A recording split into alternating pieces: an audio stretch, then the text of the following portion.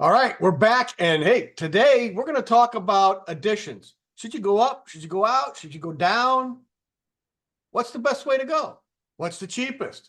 What's going to be the most accessible for you? So we're going to talk about that kind of stuff. In the meantime, make sure you hit that subscribe button, dingle on the bell. And of course, you can leave a comment down below too, because we're always curious to know what you're thinking.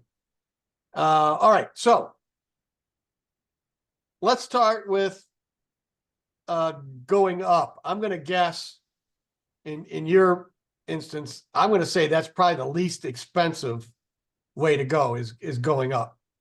Yeah, I mean, you think about it, you want a 3,200 square foot house, you put a 1,600 square foot house on top of another 1,600 square foot house, it's going to be far less expensive because smaller footprint, right? All you're doing is stacking your materials, and then some of the materials. So in this instance, I'd be using more plywood as backer board, or but the roof plywood is a lot less on a 2-story than it would be on a 3,200 square foot, single story. Right. It can be less expensive too, because you can stack bathrooms and things like that, so that your plumbing cost is much lower because everything is more isolated. It's yeah, and it's all linear. Yep. And the other thing is you don't have any concrete costs like this. So No. what it costs to take the roof off is a fraction of what it's going to cost to excavate and pour concrete. So right. Now the downside to this, the real downside to doing up is you got to make provisions for stairs now. Yep. And the stairs will take up a certain amount of square footage. Also with stairs, you also have noise above them, right? I mean, unless you're insulating the ceilings with, R11 or something to knock out noise, somebody's running across the floor upstairs, you may hear them. Yep. So the other side of that too is if you're planning on staying in that house, we call it aging in place. Uh-huh. You never know. If you can't do stairs anymore, what are you supposed to do? Right. Well, that's why a lot of people like the 1-story, the ranch home that you can get around the whole place. Right. And I think the other thing to think about when you start stacking like this, you said the staircase is going to take up some space, but what space are you going to lose on the first floor? If you're lucky and have basement stairs, maybe you can stack it over those. But in an older home like the one we've got here, I'll bet you those stairs are too steep. They're not going to pass current code. So you're going to have to deal with some of those issues of where's that stair go and what's it going to eat up on the first floor. And that's been the biggest problem anytime I do one, is trying to figure out where to put the stairs. If you got any questions on going up, we'll post them below and we'll respond back to them. But this is really good. And the thing, they left some square footage on the table here. You could have gone over the garage and also added that. So, you can gain a lot of square footage fairly inexpensively by going up. Let's go to the next one and bump out. Now, don't watch these guys frame. They no fall protection, no fall protection. They're goofing up, passing stuff through. So just don't pay attention. You got the idea. We're coming off the back, right? That's what we're trying to. Right. We're going out on this one. Correct. So it's funny, but bump outs like this typically only occur for a couple of reasons. Enlarge the kitchen, build a great room, that kind of thing. You very rarely, and I have done it, but it's a lot more rare to do an addition like this to, say, build a master bedroom suite off the side of a house. Yep. So the room addition or going out on something like this is probably your best way if you're looking for kitchen, great room, family room, whatever, even 3-season room. If you're looking to add 2 or 3 bedrooms and so on, this could be very expensive, but you also may be limited by your lot size. But yeah, I mean, this one looks like it's probably a kitchen or a great, a family room off the back of the house. I don't know what the upstairs is. That to me looks like an absolute waste. Yeah. Before we started this, we were trying to figure this out, thinking maybe it's cathedral. But I mean, they got a ladder sitting here. You can't tell if it goes all the way down. It doesn't. So pretty much looks like it's a floor. So not sure why they were doing that. And then all of these windows are pretty low.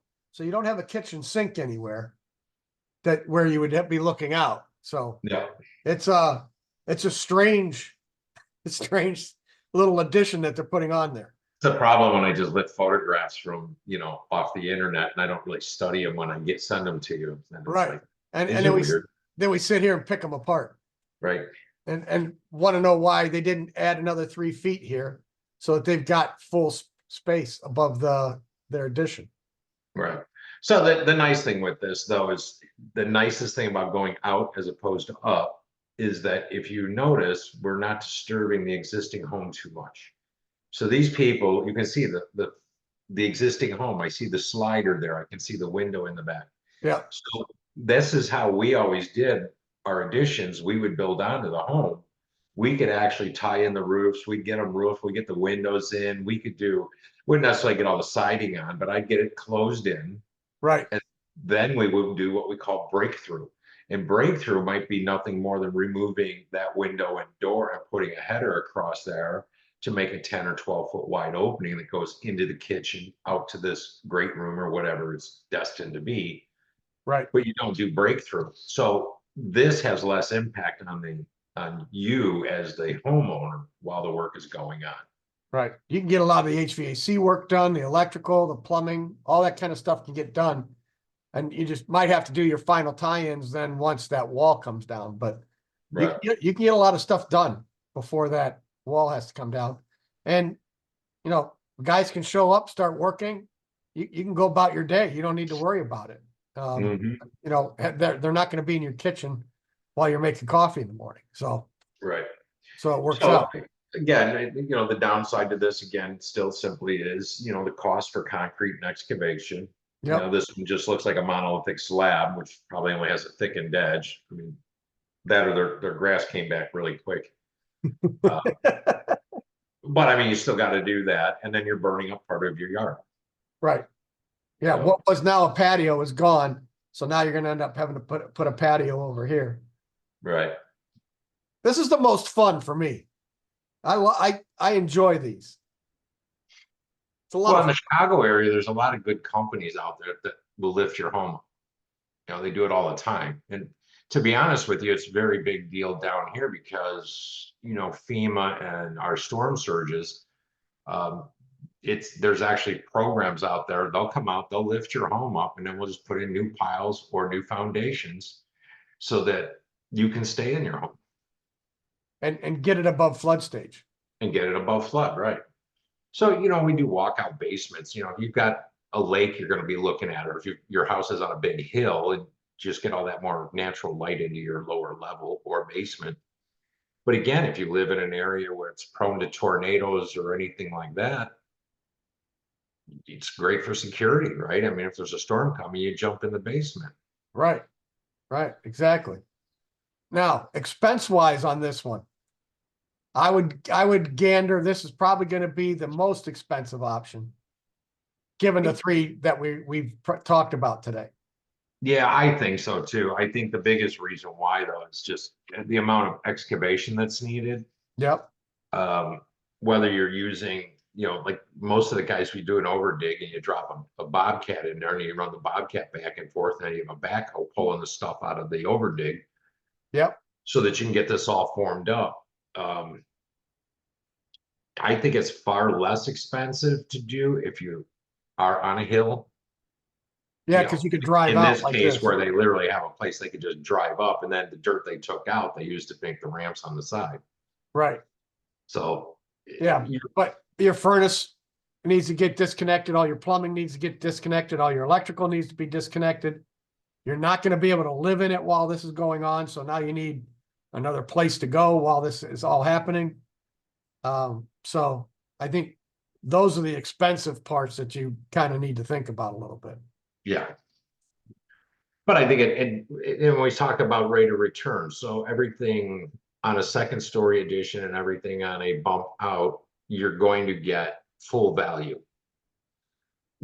So your Right. rate of return, you're going to get, if it's a master suite, you'll get 80% of your money back, whatever the report that we put out every year. Right. Numbers for all that. That'll also increase your property taxes slightly because you've increased the, square footage of the house and, you've improved the property. Right. However, adding a basement typically doesn't. It will only add a small amount to your taxes because anything below grade is not really considered habitable space. So Right. it's not taxed at the same rate. So it may cost you more upfront, but in the long term, particularly walkouts, there is a formula they use for that. Yeah. So doing this does save on your taxes. Yeah. In theory. So in one of the articles I came across and looking this all up, there's a lot of proposals in the New York City area to start building underground or reutilizing what's already underground, like train tunnels that the Right. train tunnels went out of service in say 1920, but they still have these huge tunnels down there. Well, they're talking about doing mirrors and, getting sunlight down there and cleaning them up and doing all this because you can't build above ground anymore.